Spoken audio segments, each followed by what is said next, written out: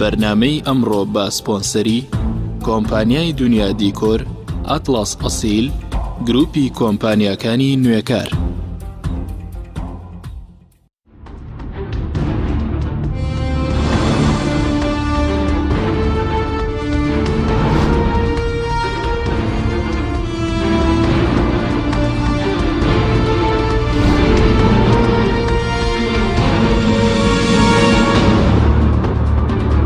بەناوی خوای گەورە سڵاوتان لێبێت بەڕێزان. ئەنجومەنی مامۆستایانی ناڕازی بڕیاریاندا درێژە بە بایکۆتی پرۆسەی خوێندن بدەن و هەفتەی ئایندەش خۆپیشاندانێکی بەرفراوان ئەنجام دەدەن. لە کۆنگرێکی ڕۆژنامەوانیدا ئەنجومەنی مامۆستایانی ناڕازی جەختیان لەسەر درێژەدان بە بایکۆت کردەوە تاوەکو موچەیان بەبێ پاشەکەوت بۆ سەرف دەکرێت. بە میواندارێک لە بەڕێزان لە ستۆدیۆی سەرەکی ڕێبوار محەممەد ئەندامی ئەنجومەنی مامۆستایانی ناڕازی لە هەولێری شەوە مامۆستا سەلیم شوشکەی ئەندامی پەرلەمانی عێراق باز لە کێشەی موچەی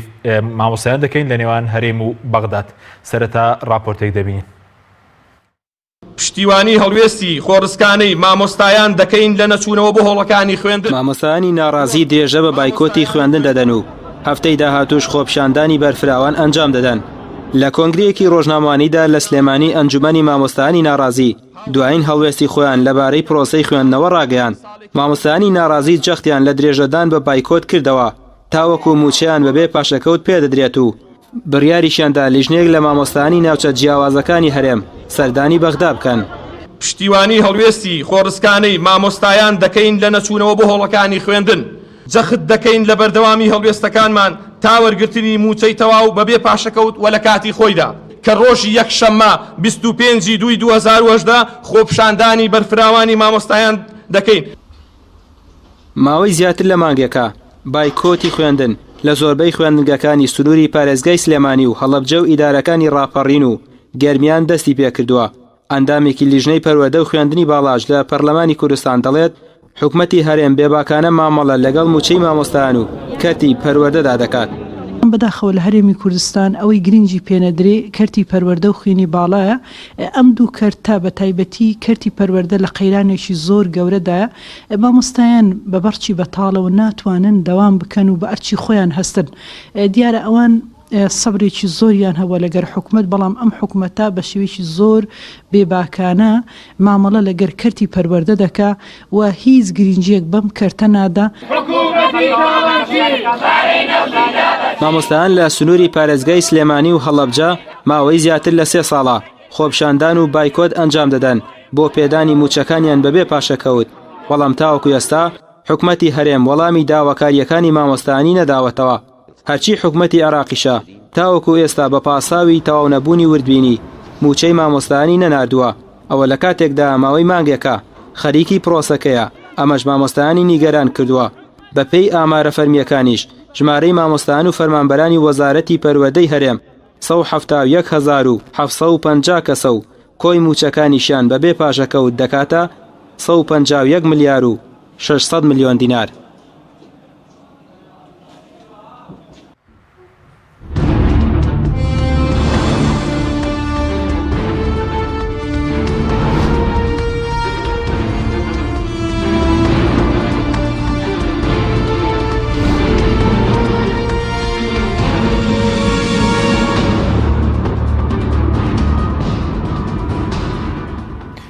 جارێکی تر سڵاوتان لەبێت بەڕێزان. سوپاس بۆ میوانەکانمان مامۆستا ڕێبوار بەخێر بەنگە سەرەتا لە بەڕێستانەوە دەست پێ بکەین. بۆچی ئێوە کۆنجومەنی مامۆستایانی ناڕازی دووبارە بڕیارتان دا کە درێژە بە بایکۆت بدەن؟ بەڵێ بەناوی خۆی گەورە و میهرەبان سڵاو لە جەنابیشت و لە میوانە بەڕێزەکەشتان لە دەرەوەی ستۆدیۆ و سڵاو بۆ بینەرانی خۆشەویستیش. ئێمە ئەوەی کە جۆمان لێگرت لە کۆنگرە ڕۆژنامەوە نووسەکە و لە کۆبوونەوەکە شاگەیشتینە و دەرئەنجامی کە پشتیوانی لە بایکۆتی خۆڕسکانەی مامۆستایان بکەین. ئێمە ئەگەر تێبینیتان کردبێت لە سەرەتای دەستپێکردنەوەی ساڵی نوێی خوێندنەوە ئەنجومەنی مامۆستایانی ناڕازی هەرچەندە چەندین چالاکی کردووە چەندین خۆپیشاندانی کردووە بەڵام لە هیچ کام لە نووسراوەکانی ئەنجومەنی مامۆستایانی ناڕازی جەخت لەسەر بایکۆت نەکراوەتەوە لەبەرەوە مامۆستایان خۆیان بڕیاری بایکۆتیان ناوە گەیشتۆتە تینیان ئیتر ئەوە دوا نەفەسەکە مامۆستایان با بڵین لە ناوەندەکانی خوێندنە دەریان بڕی لەبەرەوە مامۆستایان خۆیان بڕیاری بایکۆتیان ناوە بەڵام ئێمە پشتیوانی لە هەڵوێستەکەیانەکەین ئێمە هەردەم داکۆچیکاری ڕاستەقینەی هەڵوێستەکانیان بووین و هەوڵە دەین کە ئەم بایکۆتە کە مامۆستایان خۆڕستکانە پێڵساون داوا لە مامۆستایان بکەین کامە بکەنە خاڵی یەکلاکەرەوە لە نێوان حکوومەتی هەرێمی کوردستان و مامۆستایانە چونکە لە ماوەی 3 ساڵی ڕابردووە ئێمە ئەگەر تێبینیمان کردبێ ئەوەی کە فریای پرۆسەی پەروەردە و خوێندن کەوتووە لە وڵاتەیە تەنها خودی مامۆستا خۆی بووە بەبێ ئەوەی کە لایەنی پەیوەندیدار کە حکوومەتی هەرێمی کوردستانە ڕۆژێک لە ڕۆژان بیری لەوە کردبێتەوە کە لە کێشە و گرفتەکانی مامۆستایان بقۆڵێتەوە. بەڵێ بەس ئێستا بایکۆتەکە ڕێژەکەی زۆرە بۆ نمونە شوێنێکە لە سەدات چەند دەبێ و بایکۆتی کە ئێستا ئێوە دەتانەوێت درێژەی پێ بدەن. بەڵێ ئێمە ئەوەی تێبینیمان کردبێ لە ئەوەی کە ناویان نبوو دەڤەری بایکۆت لە سلێمانی لە هەڵەبجە لە گەرمیان لە پشدەر لە چەمچەماڵ لە زۆربەی قەزاو ناحیەکان ڕێژەی بایکۆت دەتوانم بڵم لە 90 بەرەو ژوورە بۆ لەبەر ئەوەی کە ئەو خوێندنگایانەی کە بایکۆتیشیان نەکردووە تەنها پۆلی نوێەکان و پۆلی دوانزەکانیان داوامەکەن کە ئێمە دەستخۆشی لەو مامۆسایان ناگەین و دەستخۆشی لەو خوێندکاران ناکەین کە تەمە ناکەین نمرەیەکی باش و دروست و باش بەدەست بێنن بەڵام ئەوەی کە تێبینیمان کردبێ بەس ئەوان داوامەکەن ئیتر باقی قۆناغەکانی تر داوام ناکەن کە ئەمە قورساییەک و باڵین گرنگیەکی خۆی هەیە. گرنگەکەی لەوەیە ئەوەیە کە وەستانی پرۆسی خوێندن بەو شێوەیە کە هەموو قۆناغەکان بگرێتەوە جگە لە پۆلی 9 ئەوە بۆ ساڵێکی کە لە کاتی هەژمارەکردنی خوێندنە ئەمە بارگرانەیەکی زۆر گەورە دروستەکە ئەتوانین بڵین کاریگەریەکانی لە 10 ساڵی ئایندەیە دەرەکەوێت. بەڵێ ئیسەبارەت بە خۆپیشاندان بڕیارتان داوە لە شوێ خۆپیشاندان بکەن بۆ ئەم پرسە ئایا خۆپیشاندان بنەوە بەرهەمی دەبێەوە تاقیتان کردوەوە پێشتر گوێتانێنە گیراوە؟ خەباتی مەدەنی ڕێکار و شێوازی زۆرە خەباتی مەدەنی ئەبێ پشت ئەستوربی نابێ پشت سار بیتەوە لە خەباتی مەدەنی ئێمە ئەگەر سیرکەین شۆڕشی شوێیەکان لە ساڵی 1950 لە ئیتیحادی سۆڤێتی و کاتە دەستی پێکرد لە ساڵی 1970 گەیشتە بەرهەم هەر بە خەباتی مەدەنیش بوو بۆیە خەباتی مەدەنی شێواز و ڕێکاری زۆرە ئێمە ئێستا بایکۆتەکەمان گرتووەتە بەر 52-53 خۆپیشاندانمان کردووە ڕۆژی یەکشەمەی داهاتوو ئینشەڵڵا ئەچێتە 50هەمین خۆپیشاندان کە ئێمە 53 خۆپیشاندانمان لە ڕابردووە کردووە 54هەمین ئەکەوێتە ڕۆژی یەکشەمەی ئایندەوە کە ئێمە زۆر ئیمانمان بە خەباتی مەدەنی هەیە. دواتر جۆری تری خەباتی مەدەنی هەیە ئێمە ئەگەر سەیری خەباتە مەدەنیەکان بکەین ببینی لە بەیاننامەکەمانە باسمان لە پرۆسەی دەنگدان و هەڵبژاردن کردوێتەوە یەکی دوا ڕێکاری خەباتی مەدەنی پرۆسەی هەڵبژاردن و چوونە سەر سنووقەکانی دەنگدانە بۆیە من لەم میمەرەی جەنابیشتانەوە داوا لە سەرجەم هاوڵاتیانی خەڵکی کوردستانەکەم هەرێمی کوردستانەکەم بە مامۆستا و بە هەموو چین و توێژەکانەوە و بە خوێندکاران و بەوانەی کە مافی دەنگدانیان هەیە کارتی بایۆمەتریەکان وەربگرنەوە و کارتی بایۆمەتریەکان تازەکەنەوە کارتی دەنگدانیان وەربگرنەوە بتوانن لە ڕێگەی خەباتێکی مەدەنی کە دەنگدانە دیسانەوە تۆڵە لەوانە بکەنەوە کە چەند ساڵە بوونەتە ئافەت بۆ گیانی ئەم میلەتە و تۆڵە لەو خەڵکانە بکەنەوە کە ئاقاری ئەم وڵاتیان بەم شوێنە نەگەیاندووە چونکە وەکو وتمان هەڵبژاردن دوا ڕێکاری خەباتی مەدەنیە لە دوای هەڵبژاردنەوە بەداخەوە چێتە قۆناغێکی ترەوە. بەڵێ سوپاس دەکەم دواتر گرم بۆ لای بەڕێز ئەگەر بچین هەولێر لای مامۆستا سەلی مامۆستا زۆر سوپاس بۆ بەشداریت لە بەرنامەکەماندا. سەبارەت بە کێشەی موچەی مامۆستایان پێ دوایە ئێستا ئاراستەکە ڕوو لەکوێ لە حکوومەت هەرێمە بۆ چارەسەرکردنی کێشەی مامۆستایان یاخود لە بەغداد دەبێت کێ ئەم کێشەیە چارەسەر بکات؟ بسم الله الرحمن الرحیم سڵاو ڕێزم بۆ بەڕێست و بۆ مامۆستای بەڕێز و بۆ هەموو بینەرانی کەناڵی ئاسمانی پەیام. لە ڕاستیدا ئەو مەسئولیەتە گەورەی کە ئێستا قسە و باسی لەسەر دەکەین کە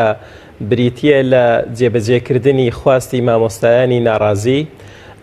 دیار هەر خواستی مامۆستایانی ناڕازی نییە بەتەنیا و توێژەکانی دیکەش هەمان معاناتیان هەیە لە بابەتەکانی دیکە هەموو موچە خۆرانی هەرێمی کوردستان ئەو کێشە و گرفت و معاناتیان هەیە بەڵام بە تایبەت مامۆستایان کە توێژێکی زۆر ئەساسی ناو کۆمەلگان و زۆرترین موچە خۆرانی هەرێمی کوردستان پێک دێنن و لە هەمان کاتە مەجای و دەرفەتی هیچ کار و ئیشێکی دیکەیان نابێت. ئەوە چۆن دەڵێت چارەسەری ئەو کێشانە و مەسئولیت بە دەرەجەیەک ڕووی لە حکوومەتی هەرێمی کوردستانە. لە ڕاستیدا پێشی ئەوەی بینە سەر بابەتەکەی ئایا چێ بەرپرسە ئەو بابەتێکی سیاسیە لە عێراق و هەرێمی کوردستان لە نەتیجەدا مامۆستایان و موچەخۆرانی هەرێمی کوردستان تێیدا بوونە زەحیە و ئەوان بوونە قوربانی. بەرپرسی یەکەم لە هەموو شوێنێکی دنیا وایە کاتێکە مامۆستا یاخۆت جیهەتێک بێبەش دەکرێت لە شایستە دارایەکانی خۆی ڕوبەڕووی ئەو جیهەتە دەکرێتەوە کە کاری تێدا دەکات. حکوومەتی هەرێمی کوردستان کە حکوومەتێکی فاشیلە و حکوومەتێکی شکست خواردووە و حکوومەتێکە بەڕاستی داری بەسەر بەردەوە نەماوە، تەنها دوو حیزب ئیدارەی دەدەن و بە زۆری زۆرداری خۆیان حکوومەتەکان وەکو سوورە و شکل هێشتۆتەوە. دەنا حکوومەتێک هیچ معنایەکی نامێنێ کاتێکە ناتوانێت موچە بدا، کاتێکە ناتوانێت ئەمن و ئاسایش بۆ وڵات دابینکە، کاتێکە ناتوانێت بەرگری لە خاکەکەی خۆی بکە، کاتێکە ناتوانێت دەرمان بۆ نەخۆشەکان بنێرێت دابین بکە، کاتێکە ناتوانێت ئاو کارەبا بۆ هاوڵاتیان دابین بکە. نازانم ئەو حکوومەتە چ ناوی لێ بنێ، بە هەر ناوی بنێ حکوومەت. پێم وایە حکوومەتێک نەماوە بە ناوی حکوومەتی هەرێمی کوردستان، تەنها هەیکەل و سوورەتێک نەبێ. ئەوەی کە ماوە تەنها ئەوەی بۆتە بارگرانیەک بەسەر خەڵکی هەرێمی کوردستان بە تایبەتی مامۆستایانی ناڕازی. لە ئێستادا حکوومەتی هەرێمی کوردستان وەزارەتی پەروەردە بەرپرسیارەتێکی گەورەیان لەسەر شانە بۆ چارەسەرکردنی کێشەی مامۆستایانی ناڕازی. مامۆستایان زۆریش دانیان بە خۆیان داگرت و زۆر بە ئەخلاقی جوان تەعاملیان کرد و هەموو هەوڵەکان و هەموو هەنگاوەکانیان زۆر مەدەنیانە، زۆر عاقڵانە، زۆر شارستانیانە بوو. بەڵام بەداخەوە ئەو حکوومەتەی ئێمە نەچاوی هەیە حەق ببینێ، نەگوێشی هەیە بیبیستێ. بۆیە بە تەکید وەک مامۆستاژ ئیشارەی پێکرد پێویستی بە هەنگاوی دوای ئەو هەنگاوە مەدەنیانە هەیە کە هەنگاوی دیکەی مەدەنین کە یەک لەوانە تۆڵەسەنەوەیە لەو بەرپرس. بەڵێ مامۆستا هاوڵاتیانی خۆیانەوە تاوەکو بتوانن لە ڕێگەی دەنگدانە و تۆڵی خۆیانیان لێ بکەنەوە. بەڵێ باسی بەرپرسیارەتی وەزارەتی پەروەردە کرد، ینی بە بەرپرسیارەتەکەی خۆی هەڵنەستاوە بۆ نمونە وەزارەتی پەروەردە دەتوانێت چی بکات کە نەیکردووە بۆ نمونە بۆ موچەی مامۆستایان. بەپێی ئەوەی کە ئێمە لە بەغداین و ئاگامان لێ لەو کاتێک کە مامۆستایانمان دەگرن و ناسنە هۆڵەکانی دەرگای قوتابخانەکاندا دەخەن، فشارێکی زۆر بۆ عەبادی دروست دەبێ و وڵاتانی دنیا دێنە سەرخەت، دەڕێکخراوەکانی مافی مرۆڤ دێنە سەرخەت، فشاری زۆری لەسەر دروست دەکەین. ئەوەی کە دەگەڕێتەوە بۆ ئەو وەزیرە شکست خواردووەی کە لە باتیەوەی لە وەزارەتێکا شکستی هێناوە، ئێستا وەزارەتێکی کەشیان پێسپاردووە، دەگەڕێتەوە بۆی کە ئەو بە زۆری زۆرداری یاخود لە ڕێگەی فشار و چاوسورکردنەوە وا دەکا کە مامۆستایان بەبێ موچە بەبێ پارە بێن دەوامێ بکەن، دەوامێک کە قەناعەتیان پێی نییە و دەرسێک کە بە دڵسۆزی ناتوانێت بێڵێتەوە. بۆیە ئەوە خۆی خیانەتێکە لە پەروەردە کە گرنگترین سێکتەری ناو کۆمەلگایە و هەموو تواناکان هەموو هێزەکان جیلی داهاتوو لەوێەوە پێدەگا. بە تەکید بەشێکی دەکەوێتە سەر وەزیری پەروەردە کە وەزیرێکە شکستی خواردەوە لە وەزارەتەکەی خۆی، پێم وایە لەگەڵ یەکەم موچەکە نەیدەتوانی بیدا بۆ مامۆستایان دەبوو دەستی لە کارەکەی خۆی کێشابایە وەکو شتێکی ئەدەبی کە لە هەموو دنیا داوایە کەسێ نەتوانێت پۆستەکەی خۆی بە جوانی ئەداکە، دەبێت دەستی لێڵگرێەوە ئیستیقالە بدا، دەستبەرداری پۆستەکەی خۆی بێ. بەس مع الأسف ئەوانە چووکە بە تەوجیهی حیزب ئیش دەکەن و لە پێناو حیزبێکی سیاسیدا کار دەکەن، ئامادەن بە ڕێگای چاوسورکردنەوە بە هەر شێوازێک بێ مامۆستایان بە زۆری زۆرداری بێنە ناو هۆڵەکان و دەرگای قوتابخانەکان بکەنەوە کە لە نەتیجەدا قوتابی تەمبەڵ و قوتابی ساقیتمان بۆ دروست دەکەن. بۆ چونکە تۆ کرێکارێکت هەبێ بە زۆری ئیشی بکەی ناتوانێت ئیشەکەی بە ئیتقانەوە بکە، بە ڕێک و پێچی بکە. پێما ئەوان تەکلیفێک لە مامۆستا دەکەن کە تەکلیفەکە مالای و تاقە، لە شانی خۆیان بەدەرە، لە توانای خۆیان بەدەرە. تۆ داوای لێ بکەی کە دەرس بڵێتەوە، بەردەوام بێ لە دەرسگوتن، بەڵام معاشیشی پێ نەدەی، ئەوە زوڵمێکی زۆر گەورەیە. بەس مامۆستا بۆ فشاری، یعنی ئێستا بۆ نمونە بەتابەت کە بایکۆت نییە لە سنووری هەولێر دۆک، ینی فشاری زۆر هەیە بۆ لایەن بەرپرسانی پەروەردەوە لەسەر مامۆستایان بۆی کە بایکۆت نەکەن؟ بەتەکیید هەیە و تهدیدات هەیە لە مقاڕاتی حیزبی بە پرسی حیزبەکان دێنە سەرخە تەلەفۆن بۆ مدیرەکان دەکەن هەموو ئەو بە زۆری بەڕێوبەرەکان کە دانراون بەڕێوبەری حیزبین ئەوان قوتابخانەکان دەکەنەوە. ئێمە لە دانیشتێکمان لەگەڵ حەیدەر عەبادی قسەی ئەوەمان کرد کە ئێستا هۆڵەکان و قوتابخانەکان دەرگایان لێ پێوە دراوە ئەوە شکستە بۆ بەڕێزت ئەتۆ سەرۆکی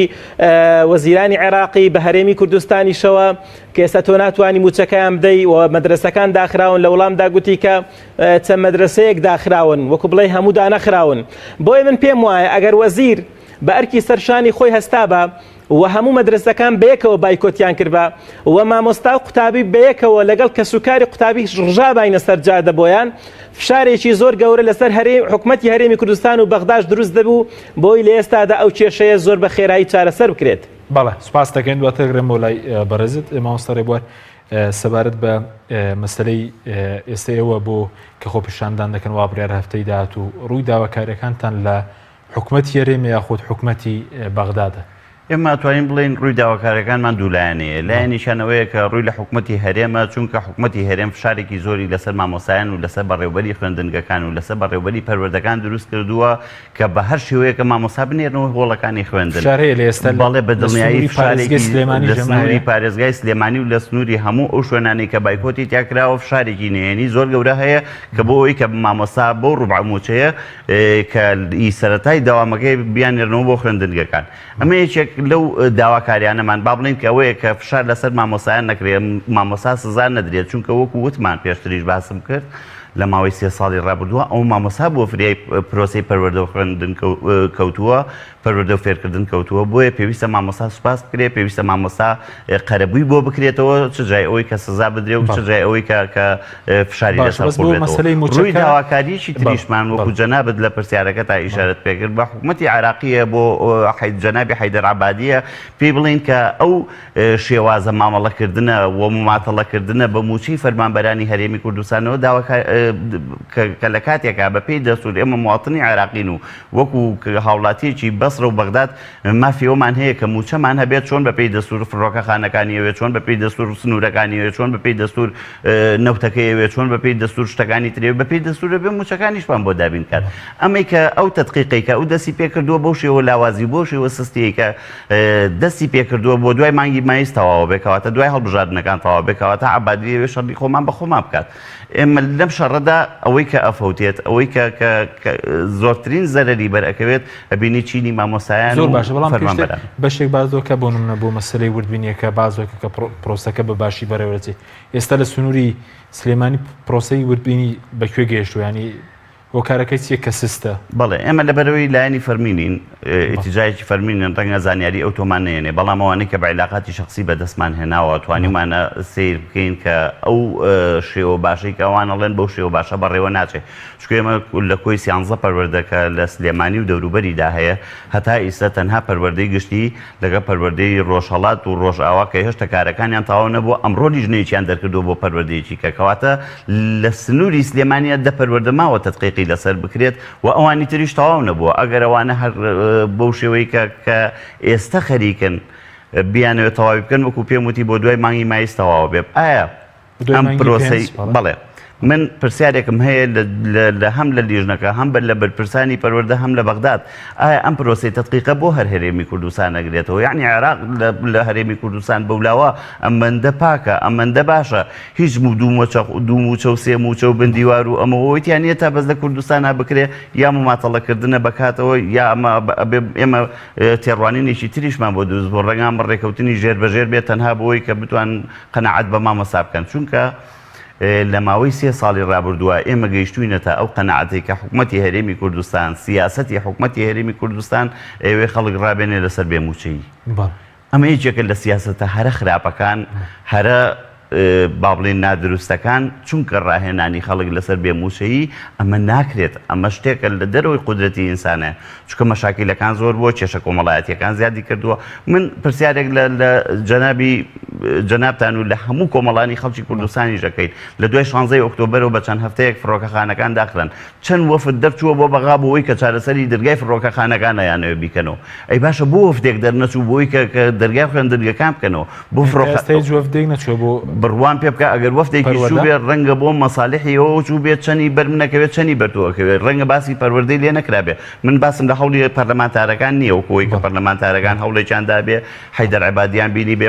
یا کەسێکی تریان بینی بێ بەڵام حکومەتی هەرێمی کوردستان بە فەرمی لەبەر خاتری مامۆسا و موچەخۆر و مۆزەف نەچووە تەنها هەنگاوەکانیان بۆ کردنەوەی فڕۆکەخانە بۆ بۆکردنەوەی خاڵس ئەمەش لە پێناو زیادکردنی موچەنیە بۆ داگیرکردنی موچە لە پێناوی زیادکردنی ئەو داهاتەیە کە چەند ساڵە خەڵکی ئەم وڵاتە نازانن دەچوێت لە پێناوی ئەو داهاتەیە کە تا ئەوەی کە دەرگای فڕۆکەخانەکان دانەخرا کەس نەیزانی کە فڕۆکەخانەش داهاتیە وەمان نەزانی تیارێ و بە ئاسمان ئافرێت و تەواو بڕای دوای کە داخرازانی ومانە بۆچیە نەمانزانیوە خاڵە سنووریەکان چەند بگرنگ و بە بایەخن بۆ لەبەرەوەی چەند ملیۆنێکیان بۆیە ماشکردەوە چەند ملیاریشیان خواردووە برای بەڕێست یعنی ئەمانە ئەوەی کە کردویانە تەنها لە بەرژەوەندی خۆیان و بنەماڵەکانیان بۆ چەند ساڵە وەکو کۆمپانیاکاریان کردووە لەسەر خاچی هەرێمی کوردستان ئیتر بەلایەنەوە گرنگ نەبوو لە سا پەنجاوێکی خاچی ئەم وڵاتە بە فێڕۆ ڕۆژت و دوای ئەوەی کە خوێنێکی زۆری تیا ڕژا بە شەو ڕۆژێ سۆڵ کرا یعنی ئەمە تۆ نەوتوانیوە ئەمنێتی هاوڵاتیەکانی خۆشە بپارێزی لە کاتێکا لە کەرکووک لە دوای شەو ڕۆژێک بەسەر تێپەڕکردنی شاری کەرکووکا گیراوە مقابلەی زەلامێکە کرێڵە کێشەتان چییە مشکیلەتان چییە هەشتی شعبی و دەبابە بەبەر چاویەوە سوڕێتەوە لە مەشروبم دەست ناکەوێت کەواتە هیچ ئینتیمایەکی وەتەنی نەماوە هیچ ئینتیمایەکی نیشتیمانی نەماوە هیچ پێوەرێک نەماوە بۆی کە ئەمانە بە سیاسەتیشیان لەسەر کردووە کە هەڵبژاردن دەوری نەبێ کە خۆپیشاندانی مەدەنی دەوری نەبێ هاتوون هەموو فعالێتەکانی میلەتیان بچوو کردوەوە سوک و سەلیمیان کردووە تەنها لە پێناوی ئەوی کە بەرژەوەندەکانی خۆیان بەرقەرار بێت تەنها لە بەرخاتی ئەوی کە بتوانن وەکو کۆمپانیا لەسەر خاچکە وڵاتەیش بەڵێ سوپاس دەکەم مامۆستا سەلیم سەبارەت بە مەسلەی موچەک کە بۆ دواکەوتووە لە نێوان هەرێم بەغدا دواتر قسە لەسەرەوە دەکەین بەڵام سەبارەت بە حکوومەت هەرێم کە بەرز وتت حکوومەتێکی شکست خواردووە لەوەی کە توانی و موچە دابینکە بەڵام بە بۆ چوونی ئێوە ئەم حکوومەتە ینی توانای ئەوەی هەیە کە چارەسەری بکات و چارەسەری نەکردووە موچەی مامۆستایان و فەرمانبەران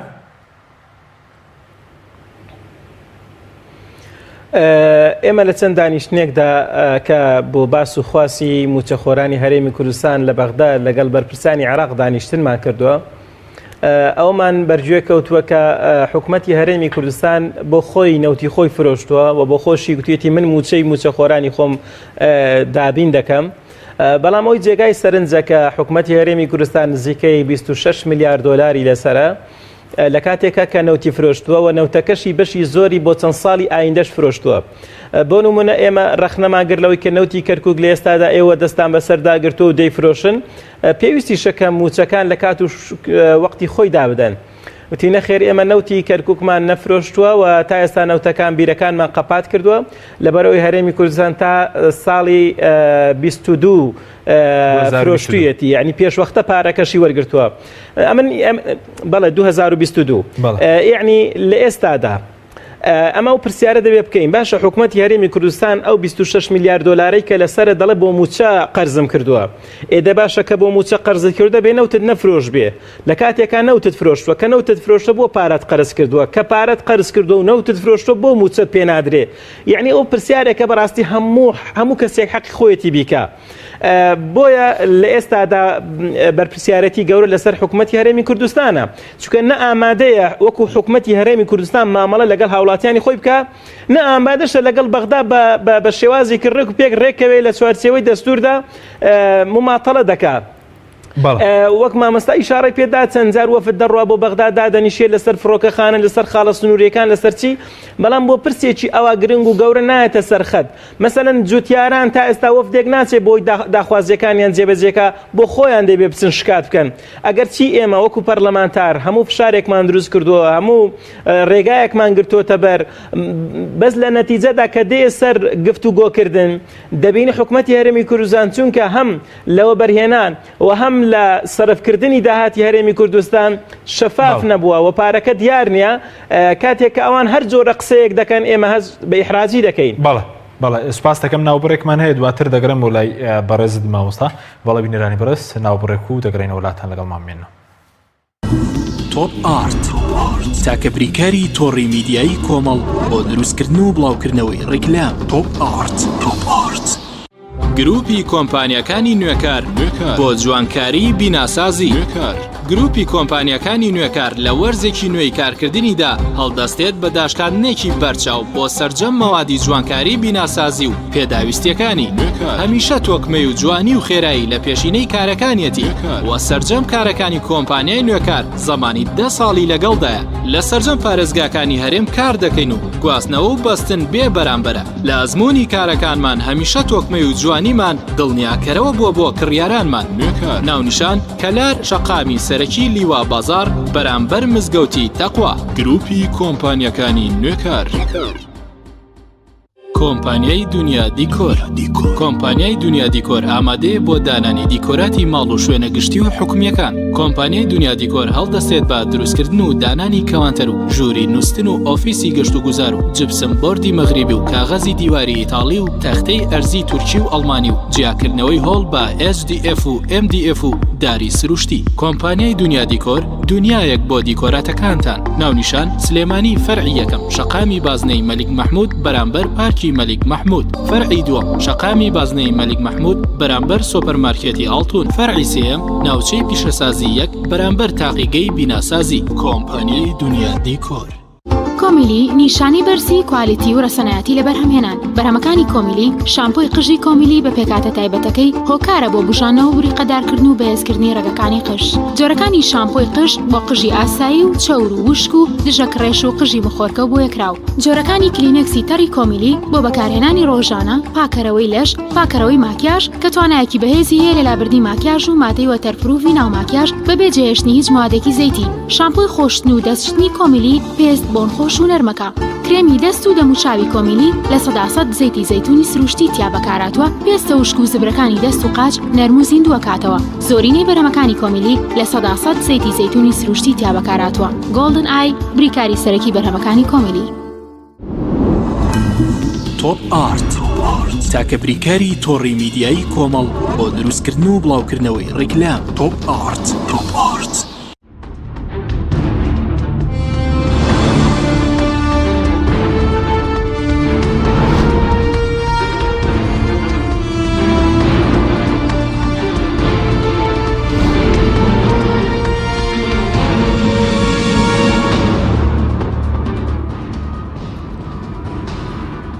جارێکی تر سڵاوتان لەبێت بەڕێزان. ماوەسە سەلیمە گەبگەرەمە و لای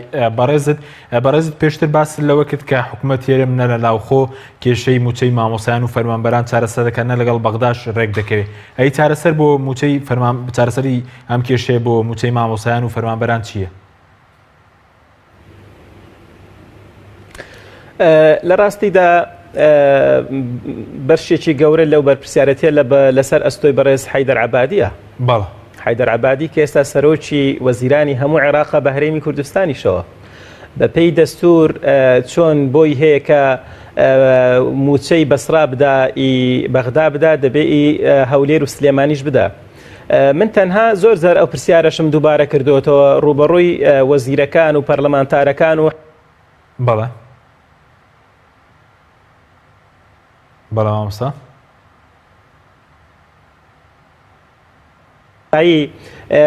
ئێوە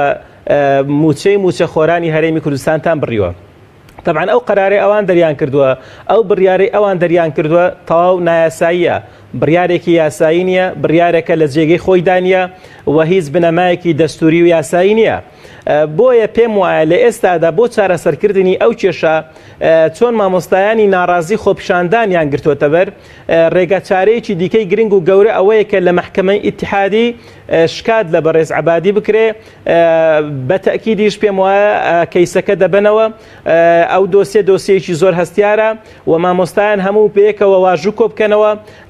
لە مەکتەبەکان، لە دام و دەستگاکان، لە شوێنەکان واژوو کۆ بکرێتەوە و شکات بکرێت لە بەڕێز عەبادی کە بەبێ هیچ سەنەدێکی دەستوری و یاسایی موچەی بڕیوە و لە ئێستادا ئامادە باشی خۆی پیشان دەدا کە موچە بدا بەڵام تەماشاش دەکەی مماتەڵە بە کارەکەی خۆی دەکا ئێمە لە فراکسیۆنی خۆمان وەختی داوامان لێکرد کە لە ئێستادا وەکو نیازپاشی وەکو هێورکردنەوەی دۆخەکە تۆ دوو موچە بدا و لە پاشان لە تحقیقی خۆت بەردەوام بە لەکوێ خەلەل هەبوو بە کەفالەتی وەزیری پەروەردە تۆ دەتوانی لە ڕێگەیەکی یاسایی و بە ڕێگەیەکی قانونی هەم معاشەکە موچەکە بدەیت و هەم ئەو خەڵکەش لە ئینتیزاری و چاوەڕوانی ڕزگارکەی لە کاتێکا وەزیری ڕۆشنبیری و وەزیری پەروەردە وەزیری ئەوقاف وەزیری خوێندنی باڵا تەندروستی هەمویان بێکەوە مادام کەفالەتی ئەو لیستە دەکەن کە دەینێرن بۆ بەغدا و تحملی مەسئولیت تەکەشی دەکەن کە خاڵیە لە بندیوار و چۆن ناوی زیادە و سێبەر و ئەوانە بەغدا ڕاستەوخۆ موچەکە سرف بکەوە لە پاشان ئەگەر هاتوو خەلەلی تێدا هەبوو ئەو وەزیرە دادگایی بکرێ و ڕوبەڕووی یاسا بکرێتەوە یعنی چەند پێشنیارێکمان کردووە بۆ بەڕێزان کە لە ئێستادا مەجال نییە هەمویان تەڕحکەین بەڵێ زۆر باشە بەڵام هۆکاریەوەی کێسەش ئایا عەبادیش هەر دەیەوێت کات بە فیرۆبدا ئایا بە فیعلی دەیەوێت موچەی مامۆستایان بۆ نەمونە بنێرێت لانی کە موچەی مامۆستایان لە بە وەزارەتی پەروەردە لەگەڵ تەندروستی کە دەمێکە وردبینەکەی دەستی پێکرد یاخود دەیەوێت کات بە فیرۆ بدات من نازانم وردبینی لە چدا دەکات یعنی وردبینی ئەگە بێت و وردبینی لە ناوی ئەو ژمارە زۆرە لە مامۆستایان کە زۆرترینی موچەخۆرانی هەرێمی کوردستان پێک دێنێت و بێت قوتابخانە بە قوتابخانە هەمووی بەیەکەوە تحقیق بکە پێم وایە بە 2-3 ساڵی کەش لێ نابێتەوە و ئەگەر تەنها نموزەجی ژوەر بگرێ ئەوە کۆمپیوتەر و ئیشی سەعاتێک 2 سەعاتە مماتەڵەکردنی ئەو بابەتە پەیوەندی بە ئیتفاقێکی سیاسی بینی هەرێمی کوردستان و بەغداوە هەیە بۆ چونکە لە ئێستادا چەند جار ئەوانە یەکتریان دیوە لە دەرەوە و نێزیک بۆ لەوەی کە ڕێک بکەون و وعدیان داوە بە عەبادی کە بەشێک لەوەی کە ئێستا ئەوان دەستیان بەسەرداگرتووە ڕادەستی بەغدای بکەن عەبادیش دەیەوێت تەواو دەست بەسەر فڕۆکەخانە و خاڵە سنووریەکان و هەموو داهاتەکانی هەرێمی کوردستاندا بگرێ ئەو کاتە بتوانێت موچەکە بدا ئەو مماتەڵەکردنە کە دەڵێ ئێمە لیژنەمان ناردووە تحقیق دەکەین لێکۆڵینەوە دەکەین پەیوەندی هەیە بەو ئیتیفاقە ژێر بەژێرەوە کە لە ئێستادا بۆ ڕای گشتی ڕانەگەێنراوە ئەگەر نا تحقیقکردن و لێکۆڵینەوە و کتاب ناکتابکم هێندەی ناوێت و ئەو جۆرە گەندەڵیەی کە لە لیستی موچەخۆرانی هەرێمی کوردستاندا بەدی دەکرێت لە هەموو پارێزگاکانی عێراقیشدا بوونی هەیە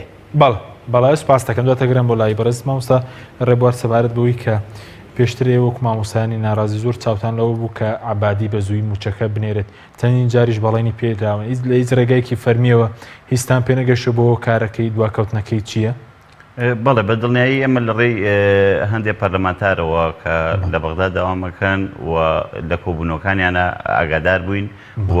بەعیلاقاتی شەخسی چکە ئێمە وەکوتم لایەنی فەرمینین توانیمانە ئاگادار بین لەوەی کە عەبادی با بڵێن چەند جارێ چاوی پێیان کەوتووە و توێتی لە ئایندەیەکی نزیکە موچەی فەرمانبەرانی هەرێمی کوردستان ئەنێرین بەڵام ئایندەیەکی نزیکەیە وتی گەنجێک چۆتەوە بۆ ماڵەوە بۆ باوکی وتێتی لە چۆ وتێت لە دەرەوە جا خۆ تا بەغاش هەر دەرەوەی ئێمە ئەگەر سیر بکەین ئایندەیەکی نزیک تا ساڵێکی تریش هەر ئایندەیەکی نزیکە چونکە بەپێی زەمن با بڵێن کەوتە ئایندەیەکی نزیک زۆرەکە ئەو مەسافەیە زۆرەکە چونکە تۆ تەحدیدی کاتت نەکردووە ئەوایە جەنابی عەبادی تەحدیدی کاتی بکردایە بۆی کە هیچ پرۆسی پەروەردە و فێرکردن وە لایەنە باشەکانی تەندروستی بکەوتایەتەوە سەر خەتی خۆی بکەوتایەتەوە سەر ئەسڵی مەبەستی خۆی بۆیە ئێمە ئەمڕۆ لە کۆبوونەوەکانمانە باسی ئەومان کردووە کە لیژنەیەکی هاوبەش پێکبێنین لەسەر جەمشار و شارۆچکەکان و ناوچەکانی کوردستان و لەو لیژنەیە کۆمەڵێک ڕاست بێنین کە خۆمان بچین بۆ بەغا لەوێ لە بەردەمی ئەو شوێنی کە عەبادی لی دانیشێمان بگرین داوای بینینی بکەین داوای ئەوە بکەین کە قوت و بژێوی ئەو خەڵکە بۆ مماتەڵەی پێ بکرێ بۆ یاری پێ بکرێ بۆ ببێتە لوعبەی سیاسی ئەمە لە کاتێکە کە ئێمە لە مانگی ئابوو یا ئەیلولی ساڵی پار بوو چووینەتە هەولێر لە هەولێر چوین سەردانی نەتەوەیەگرتوەکانمان کردووە، سەردانی قونسوڵی ئەمریکامان کردووە، یا داشتمان ناوە پێیان لە یادداشتەکە یادداوامان کردووە کە مادەی دەستوری هەیە 2 ساڵیوێ بۆ یەکلایکردنەوەی ناکرێتەوە مادەیەکی دەستوری بکەی بە بیانوو بۆی کە موچەی موچەخۆرانی هەرێمی کوردستان نەنێری. ئەگەر چاوەڕێی مادە دەستوریەکان بکەین لەسەر مێزی گفتوگۆ حەل بکرێت مادەی دەستوری زۆر لەوە زیاتریش هەیەوێت، لەبەرەوە ناکرێت ئەو شتانەی کە ئانیە پاش بخرێت و پێش بخرێت پێویستە لە کاتی خۆیان بە ئانی جێبەجێ بکرێت. یەکێ لەوانەش قوت و بژێوی خەڵکە ئی مامۆسای ئی فەرمانبەرەی تەندروستکارە ئی خەڵکی هەرێمی کوردستانە. چونکە بەڕاستی ئێمەمانەوە ئەو بانگە بین بەجووی حکوومەتی هەرێمی کوردستان و حکوومەتی بابڵی ناوەندی لە بەغاش کە دۆخی مامۆسایان و تەندروستکاران و فەرمانبەرانی هەرێمی کوردستان بە تایبەتی مامۆسایان کە بواری هیچ کارێکی تریان نییە لە دۆخێکی زۆر خراپایە، زۆربەی زۆریان کرێنشینن، ئەوانەی کە کرێنشین و کرێکیان پێ نادرێ. ئێمە نمونەمان لایە کە مامۆسامان هەیە خێزانەکەی نردۆتەوە بۆ ماڵی باوکی خۆی، چۆتەوە بۆ ماڵی باوکی خۆی لەبەر ئەوەی کە کری خانوویان بەبێ ئەوی جیابوو بێتنەوە لە محکەمە جیابوون نەبوونەتەوە، تەلاق نەکەوتۆتە بینیانەوە، بەڵام هەرێکیان لە ماڵی باوکی خۆیان دانیشتون تاخوا دەرویچیان لێکاتەوە تا بە شێوەیەک لە شێوەکان بیرێکیان بۆ ئەکرێتەوە. چونکە بەڕاستی لە ماوەی ئەم 3 ساڵی ڕابردووە ئەو چینی کە زۆر چەوسایەوە موچەخۆر و فەرمانبەران بوون لەناو هەمویانە مامۆستا. ئێمە مامۆستامان هەیە شەو حرەسی بینە و خانوبەرە و شوێنە گشتەکانە، مامۆستامان هەیە کاری خزمەتگوزاریەکە لەسەر شەقامەکان نەمامە ڕوێنە شەقام پاکاتەوە. یعنی بەو شێوەیە مامۆستا کەوتۆتەوە کاری دووەم. لەبەر ئەوە کە کاری دووەمیش کرێخانوەکەی بۆ تەکبیر ناکات، تەکبیری بژێوی خاو و خێزان و ماڵ و مناڵی بۆ نادا، لەبەرەوە ناتوانێت بچێت دەرگای خوێندنگە بکاتەوە، ناتوانێت بچێت برێو بەکارەکەی با و من تەمەناکەم وەکو لە سەرەتاشا باسم کرد ئەم بایکۆتە خاڵی یەکلاییکردنەوە بێ لەگەڵ حکوومەتی هەرێمی کوردستانە و مامۆستایان خۆڕاگر بن لە داواکردنی مافەکانیانە، ئیتر چ بە شێوازی بایکۆت بێت چ بە شێوازی بۆ سەردانەکەی بەغداد بەنیازن بە میزیکانە سەردانیان بکەن. ئێمە هەوڵمان داوە وەکو وتم لە کۆبوونەوەکە ئەمڕۆ نوێنەری هەموو شوێنەکان ئاگادار بکەینەوە وە کۆبوونەوەیەک بکەین لەو کۆبوونەوە لیژنەیەک هەڵبژێرین. ئەو لیژنەیە ئیتر ئەگەر بێت و وەکو چۆن چەند ساڵە لەسەر جیرفانی خۆمان و لەسەر بابڵین ئەو بڕەکەمەی کە پێمان ماوە ئیداری خۆپیشاندان و بایکۆت و ئەمانەوە ئیداری ئەوەش بین و بچینە بەغداد و لەوێ چاومان بە ڕێزعەبادی بکەوێ و ئەگەر هەر نەشکرا ئێمە ئەچین لە بەردەمی ئەو شوێنی کە عەبادی لێ دانیشێ مانەگرین و داوای بینین یەکەین بۆی کە بتوانین چڵێ بخینە سەر بەردێک بۆی کە بتوانین خزمەتێک بە توێژی مامۆستا و فەرمانبەران. بەس بۆ مەسەلەی وردبینیەکە کە ئێستا بە سیستی بەڕێوەچی وردبینی لە لیستی موچەی مامۆستایان هەر پەیوەندی بە بەغدادەوە یاخود پەیوەندی بە شێوازی لیستی موچەخۆرانی هەرێمی شەوەیە کە پێشکەوتونیە. خۆیەوە دوو ڕێی هەیە. ڕێی یەکەمیانەوەی ئێمە تەوەقوعەکەین ئێستا گەیشتوینە تا قەنەعاتێکە ئەوە ڕێکەوتنی ژێربەژێر بێت لە نێوان حکوومەتی هەرێمی کوردستان و بۆ لە نێوان حکوومەتی ناوەندی بەغداد واتە جەنابی عەبادی بۆ ئەوەی کە مماتەڵە بە وەزعەکە بکەن بە شێوەیەک لە شێوەکان مامۆستاوانە بە مامۆستا و فەرمانبەران بەوە ڕازی بکەن کە موچەیەک لە بەغاوەیە دیانایەت تاوەکو پەچی کارەکان نەکەوێت. بۆ چوونی دووەمیشان لەسەر ئەوەیە کە عەبادی مماتەڵە بکاتەوە ئەکات حکوومەتی هەرێمی کوردستانیش ناچێتە ژێر ئەو بارەی کە بە پێی مادە دەستوریەکان مامەڵە لەگەڵ حکوومەتی ناوەندا بکە بۆیە ئەمە کاریگەری زۆر سلبیە بێ زۆر خراپە بێت. بەڵام باس لەوەیەکە تا چەندە وایە کە لیستی مامەڵی موچەی وەزارەتی پەروەردە بە شێوەی ئەلکترۆنی نیە، بازوەکە کە بە شێوەی کاغەزە، شتی وە هەیە کە ئەوە بێت ینی لیستێکی ئەلکترۆنی تۆکمانە بێت؟ بەڵێ بە دڵنیایی لەم یەک دوو ڕۆژی ڕابردووە بابڵین کە کاتێک چوونەتە سەربیر ڕۆژهەڵات هەموو شتێکیان بۆ ئامادەکراوە بە ئەلکترۆنی خراوەتە بەردەستیان دیسانەوە گەڕانەوە بۆ خوێندنگەکان و لە خوێندنگەکانەوە بە شێوەی فایلێک بە نەقڵکردنی بۆ سەر سیدی معلوماتی تازەیان لێوەرگرتن سیقیان بەو ئامارە نەبووە کە لە سەرجەم پەروەردەکانە هەبووە بە تایبەتی پەروەردەی ڕۆژاوە و ڕۆژهەڵاتیش کە ئێستا چوونەتە ناوە متمانیان بەو لیستانە نەبوو داوای لیستی نوێیان کردوێتەوە لە هەموو مەکتەبەکانیش ئەو لیستیان پڕ کردوێتەوە و ژماری کۆدی بایۆمەتری و ژماری ناوی دوانی دایک و هەموو ئەم شتانەشیان خستووەتە سەر. بەڵێ سوپاس دەکەم. مامۆستا سەلیمە گەبگەرم وڵای بەڕێزت وەکو پەرلەمانتاران و نوێنەرانی کورد ڕەنگی خەڵک پرسیار بکە زیاتر لە 6 پەرلەمانتاری کورد لە بەغداد هەیە، بۆ نمونە سەرۆک کۆمار هەیە، وەزیر هەیە و کاری چیەکە ناتوانن فشارێکی دروست بکەن بۆ موچە خۆران بەوەی کە بەلایەکدا بکەوێت؟ لە ڕاستیدا ئێمە لە هەموو دانیشتێکی پەرلەمان ئەو بابەتەمان وروژاندووە وا ژوومان کۆ کردوتەوە نامەمان بۆ عەبادی ناردووە و لەگەڵی دانیشتوین ڕوبەڕوو قسەمان لەگەڵ کردووە یعنی حتا جاری وا هەبووە گەیشتوینە و قەناعەتەی کە بچین مان بگرین لەبەر دەرگا تاوەکو عەبادی بڕیارێکی سریع بدا و ئەو سەقفە زەمەنیە لابەرێکە دەڵێ لە ماوەیەکی نزیک دەیدەم کە ئەو سەقفە زەمەنیە کاتەکەی دیار نییە. من پێم وایە بەڕێز عەبادی زوڵمێکی زۆری لە هاوڵاتیانی هەرێمی کوردستان کردووە ئەگەر بێت و مەحکەمەیەکی عادلانە هەبێت وا بە ئاسانی بۆی دەرناچێت چونکە ئەو هەموو هەنجەتەکەی ئەوەیە کە سیاسیەکان و حیزبە دەسەڵاتدارەکانی هەرێمی کوردستان پابەن نابن بە ڕێکەوتنێکی دەستوری و بە گفتوگۆی دەستوری و لە چوارچێوەی دەستور ئامادەنین مامەڵە لەگەڵ حکوومەتی ناوەندیدا بکەن. ئەو هەنگاوانەی هەرێمی کوردستان دەینێ هەنگاوی دەوڵەتە و لە دەستور زیاتریان بردووە بۆ خۆیان. من پێم وایە ئەوان بۆ قەناعەتەوە کار دەکەن لەگەڵ هاوڵاتیانی هەرێمی کوردستان کە تۆڵەی خۆیان لە هاوڵاتیان بکەنەوە لەبەر ئەوەی حیزبێکی سیاسی پابەن نابێ بە ڕێکەوتنێکەوە. بەڵێ لە کاتێکە ئەوە بۆ خۆی پێچەوانەی یاسایە پێچەوانەی دەستورە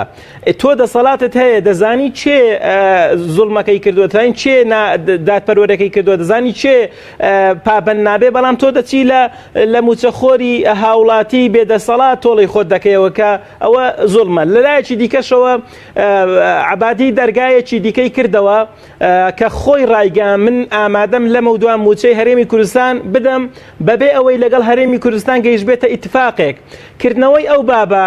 وای کرد کە مامۆستایانی ناڕازی و موچەخۆرانی هەرێمی کوردستان نەزڕیان لەسەر حکوومەتی هەرێمی کوردستان لا بچێ. ئێستا حەیران ماون لەو بینەدا سەریان لێ شێواوە نازان نەداوا لە حکوومەتی هەرێمی کوردستان بکەن نەداوا لە عەبادی بکەن. لەولا داوا لە بەڕێز عەبادی دەکەن دەڵێ موچەمان دێ لەولاش داوا لە حکوومەتی هەرێمی کوردستان دەکەن. ئێخۆن دەبێت ڕوو لە یەک لا بکەن بۆی کە موچەکانی خۆیان وەربگرن. واتە عەبادی بەو هەنگاوەی گەگوتی من موچە دەدەم چۆن دەڵێ پشتگیری لە حکوومەتی هەرێمی کوردستان کرد و بەشێک بوو لەو گەندەڵیە و بەشێک بوو لەو تاوانە چونکە دەتوانم بڵێم مامۆستایانی ناڕازی دەیانتوانی فشاری زیاتر لەسەر حکوومەتی هەرێمی کوردستان بکەن تاوەکو مافەکانی خۆیان بەدەستبێنن بەڵام لەو لاوە دەرگایەکی دیکە کرایەوە کە عەبادی نەزڕەی گۆڕین بۆ لای خۆیان. بەڵێ زۆر باشەکرد بە کورتی سەبارەت بۆی ئێستا عەبادی لە بەری دەسەڵاتدارانی هەرێم بۆ نمونە هاوڵاتیان سزادا بۆ ڕێگنەکەوتن لەسەر مەسەلەی نەوت بە کورتی اینجایە کەی موچە دێت تا ئیتفاق لەسەر چی نەکرێت موچە نانێرێت زۆر بە کورتی سوپاس دەکەین. بە کورتی ئێمە ئەوەمان ڕاگەاندووە لە باتی ئەوەی ئێوە بچن موچەخۆرانی هەرێمی کوردستان و هاوڵاتیان ئەزێت بدەن فەرمو بڕۆن پەیوەندی بازرگانەکانیان لەگەڵ قەتعکەن فەرمون بڕۆن مەنعی سەفەریان لێ بکەن فەرمون بڕۆن جنسیان لێ وەرگرنەوە فەرمون بڕۆن لە دادگاکان سکاڵان لەسەر تۆمار بکەن. ئێوە بۆ هاوڵاتیانی هەرێمی کوردستان سزا دەدەن. ئێمە لەمە و دوافشارەکانی کە دەبێت زیاتر بکەین و پەرلەمانتارانی کورد لە بەغدا ئەوەی کە لە تواناماندا هەبێت دەبێت زیاتر جوهدی جەهید بکەین تاوەکو داخوازیەکانی مامۆستایان بەدیبێنین بەڵام هەموو کەلیمەکەی عەبادی بەڕێز عەبادی لە هەموو دانیشتێکە ئەوەی دەڵێ لە نزیکترین دەرفەتا دەینێرین کەەوە هەموو دانیشتێکە لە هەموو ڕاگەاندنەکاندا هەرەوە دووبارە دەکاتەوە. بەڵێ مامۆستا بە کورتی تاوەکو هەرێم و بەغدا لەسەر فڕۆکەخانەکان و خاڵە سنووریەکان و نەوت ڕێک نەکەون بە تاوەتی موچەیەک لا نابێتەوە بە کورتی بێ سوپاس دەکەین. بە کورتی پێم وایە عەبادی لە ئێستادا ناتوانێت بەبێ ئەوەی بگاتە ڕێکەوتنێک لەگەڵ هەرێمی کوردستان و بە ئاسانی موچە ڕەوام بکە. موچە لە نەتیجەی چ بڕاوە لە نەتیجەی ئەوەی کە هەرێمی کوردستان پابەن نەبووە بە ڕادەستکردنی داهاتەکانی هەرێمی کوردستان بە حکوومەتی ناوەندی کە بەپێی دەستور دەبێت ڕادەستی کاوە بە ئیدارەی مشتەرەک بڕێوە ببرێن. بۆیە تاوەکو نەگەنە ئیتفاقێکی بنەڕەتی لەگەڵ هەرێمی کوردستان تەوەقوع ناکەم وە بە ئاسانی موچە دابین بکات. بەڵێ سوپاس دەکەم. مامۆستا کاتمەکەمەوە سەبارەت بۆی کێبەر پرسیارەگە ساڵێکی خوێندن بفۆتێ بۆ نمونە هەر بەردەوام من لە بایکۆت حکوومەتی هەرێم عێراق وەڵامی مامۆسایان نەداتەوە. بەڵێ بە دڵنیایی ئەوەی کە بەرپرسیارە لە سەرجەم کایەکان لە وڵاتەیە حکوومەتی هەرێمی کوردستانە چونکە ئەو کاتی بەهەدەرداوە ئەوە کە مماتەڵەی بە خەڵک کردووە ئەوە کە موچەی خەڵکی پاشەکەوت کردووە ئەوە کە ناتوانێت هاوڵاتیەکانی خۆی ڕازی بکات بە مامۆسایان و خوێندکارانیشەوە. ئێمەی مامۆسایان و خوێندکاران هەردووکمان قوربانین ئێمە لە سەنگەری خوێندکارانانین ئێمە خوێندکاران مناڵی خۆمانن و داوا ئەکەین کە کەسوکاری خوێندکار چکە بە تایبەتی ئەم کێشەیە لە هەج وڵاتێکی ئەم دنیاە بواە کە سوکاری خوێندکار مامۆستایان ئەوان ئەچوون و مافی مامۆساکانیان بۆ مناڵەکانیان وەرەگرتەوە بۆیە داوایان دیەکەم کە هاوکاری مامۆساکان بن و پشتیوانی مامۆساکان بن بۆ بەدەستێنانەوەی مافی مامۆستاکان لە حکوومەتی هەرێمی کوردستان چونکە ئەوەی کە پاشەکەوتی زۆرم لی سەپانوە بەسەر مامۆسایانە و ئەوەی کە زوڵمی لە مامۆسایان کردو دەرگای خوێندنگەکانی داخستووە خودی حکوومەتی هەرێمی کوردستانە نەک مامۆستا و تەمەناکەم حکوومەتی هەرێمی کوردستان وەکو چۆن مشوری فڕۆکەخانەکان و خاڵە سنوورەکان ئەخوات بە هەمان شێوە مشوری کەرتی پەروەردەش بخوات و بتوانێت مامۆستا ڕازیکا بەوەی کە دەرگای ناوەندەکانی تاوەکو داواکاریەکانتان جێبەجێ بەوێ پاشکۆت موچتان پێ لێ ناسنەوەڵەکانی ئێمە بە دڵنیایی داوا لەسەر جە مامۆسایانەکەین کە تا داواکاریەکانیان جێبەجێ نەکرێت بەردەوام لە زۆر سپاس بۆ بەڕێزان ڕێبوار محەممەد ئەندامی ئەنجومەنی مامۆسایان ناڕازی کە لە ستودیۆی سەرەکی لەگەڵمان بووی هەروە مامۆستا سەلیم شوشکەی ئەندامی پەرلەمانی عێراق کە لە هەولێرەوە لەگەڵ ماوی سپاس بۆ بینێرانی ڕێز سپاس بۆ کارانم خواتان لەگەڵ